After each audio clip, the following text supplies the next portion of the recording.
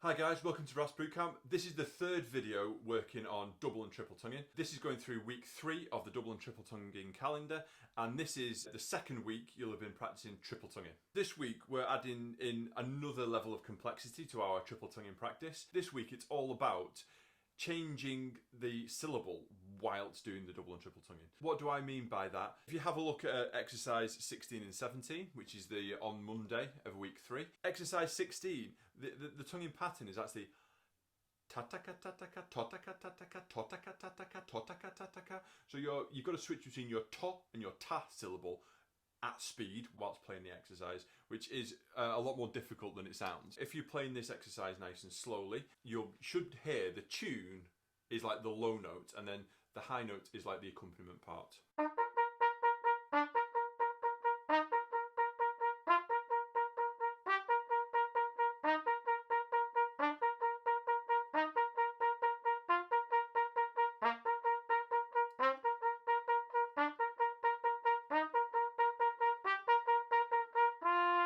So that was the first phrase, nice and slowly. What you will find, if you are playing this quite slowly, trying to get through the whole of that phrase in one breath is quite tricky. Obviously, the faster you play it, the easier it becomes on the breathing, but the harder it becomes on the tonguing. So I was thinking about, again, really nice smooth airflow, and all of the work is being done by the change in syllable between the to to the ta. Or some of you might find a t for that high ones might help you a little bit as well. So again, this is all dependent on how loud you're blowing. The louder you blow, or the more air you put through your instrument, then it means your tongue can move from that E position down to a more R position. So because the compensation for the range. So you can either play quietly with more of an E position, or you can play slightly louder, and that will let you move your tongue down to a more R position. There's advantages of both. If you're using more of an E position, then you can get more of a contrast between the highs and the lows, which means the tune's going to pop out a little bit on those low notes. However, the tongue movement in that T and key position is a lot more restrictive and harder to do. So it's a bit of a balancing act. Practicing it both ways, obviously, will reap some really good rewards. So as we're speeding that up again, breathing's really smooth, and I'm trying to do all the work with the change in syllable. So here's it a little bit faster, number 16.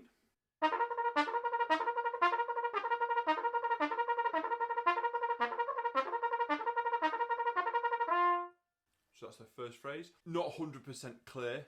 Maybe I should have played it a little bit slower, but I was trying to get the low notes to come out really nice and crisp and with a nice big sound. You'll find lowering your tongue position to a to will actually let more air through, which will make the note sound a lot louder, and moving to a ta or a t position will actually make the note slightly quieter. That way you can keep your airflow really, really, really smooth, which will really help you in the technique.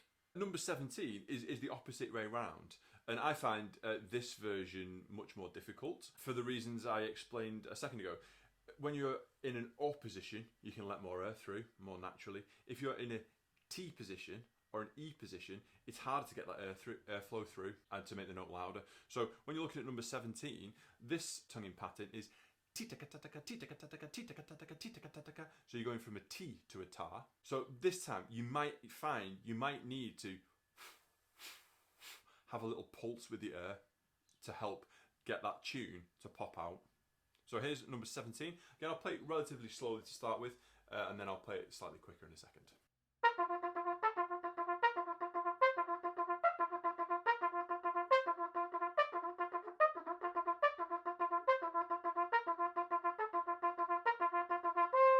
So as you heard then, when you're changing your airspeed, the likelihood of you mispitching or splitting notes goes up astronomically. So the more consistent your breathing can be, and if you're using your tongue position to do your pitching, then your likelihood of splitting or mispitching notes goes down dramatically.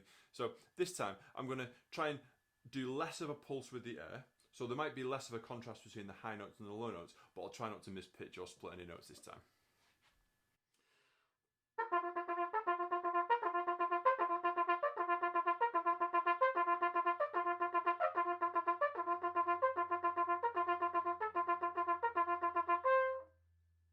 So much more accurate, but again, you could hear the high notes didn't pop out as much as I liked. So When you're practicing pulsing your air, just be mindful that the pitching and the split note potential goes up quite a bit. So here's it a little bit faster. I'll try and pulse the air slightly, but still remaining nice and crisp and at the right pitch.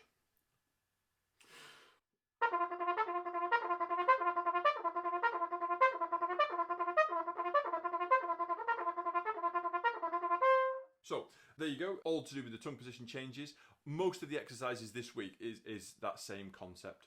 So later on in the week you have some exercises that just change every group of triplets, which is much easier, but most of the week is changing during that group of triple tonguing and changing your syllable. So just another tip on how to play these pieces.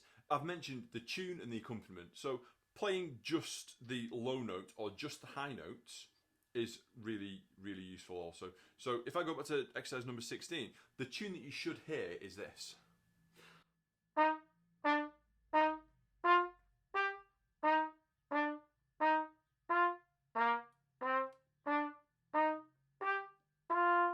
So that's the tune you should hear. And practicing that tune to get it in your head will really help with your pitching.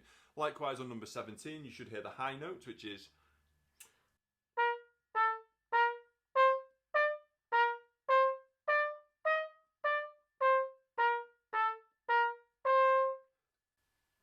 so if you're struggling to pitch those notes, then playing just the tune and then adding in the other notes is a really useful way there as well.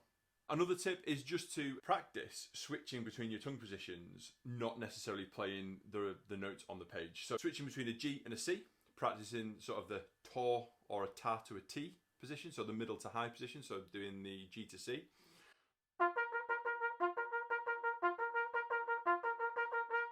There's no valve movement at all. So I was sort of doing a ta tiki tiki ta tiki tiki ta tiki tiki ta, so a ta to a T. And then you can practice the full octave, so a ta to a T.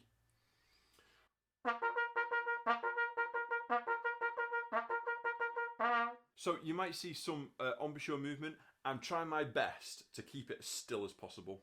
And I'm fighting. My embouchure wants to move around, but I'm fighting it to try and keep it as stable as possible. If you're moving your embouchure or pivoting your instrument, the intervals at this speed will become really, really difficult. So nice solid embouchure and try and, again, the airflow as smooth as you can make it and try and do all the work with the changing syllable when you're changing your tongue position. So I hope that's given you some more triple tonguing top tips. Stay tuned for the next video, which will be covering slur and double tonguing. I hope you've enjoyed the video, and I'll see you soon.